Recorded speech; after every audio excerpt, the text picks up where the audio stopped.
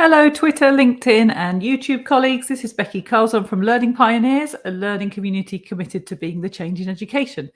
I wanted to jump in and ask you a question about how important you think teacher learning is in education. How important do you think teacher learning is in education? You could take it on a scale from 0 to 10, 0 being not important at all, and 10 being super, super important.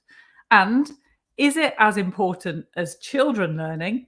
And if you do think it's important, how do we go about prioritizing teacher learning in schools? So, what's in place in your school that prioritizes teacher learning, helps us to be consciously competent in our learning and brings that to the surface so that every single teacher in our schools is also a learner, is also learning to sharpen their toolbox in their teaching practice? So, we do think it's important in Learning Pioneers. We wouldn't be a very good learning community if we didn't think adult learning was really important, and adult inquiry, and us failing forwards and learning and reflecting from our mistakes. So we've been spending some time thinking about how we embed that teacher learning in our schools and our classrooms. And one way we found really useful to go about that is by thinking about how we develop student learning in our classrooms. How do we encourage children and students to be lifelong learners? And can we transport that and think about how we're doing that for and with adult learners? So if we take that as a kind of process, if we look at the kind of micro and bring it to the macro and the whole school level, think about what are some of the things that you put in place in your classroom to encourage students, every single person in your classroom, to be a learner and to contribute to their learning and to progress in their learning. So one thing we could look at, one example of that, is making learning visible. And what do we do to make that process of learning visible? The reason I've picked this is because there's a lot of research into the power of making learning visible and how that helps us reflect on our learning and improve over time. John Hattie's meta-research looks at this, and Ron Richard's work into thinking routines is also a process of making learning visible.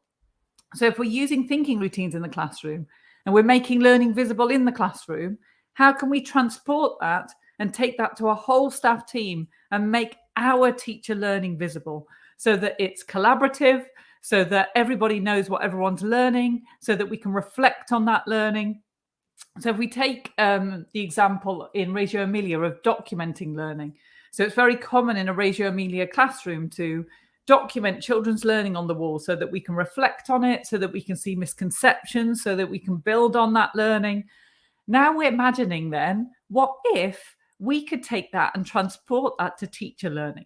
What if schools became places that were full of documentation of teacher learning? What if our staff rooms documented and showed what we were learning, and so that we could reflect on it and build on it and collaborate together and see what our colleagues were doing?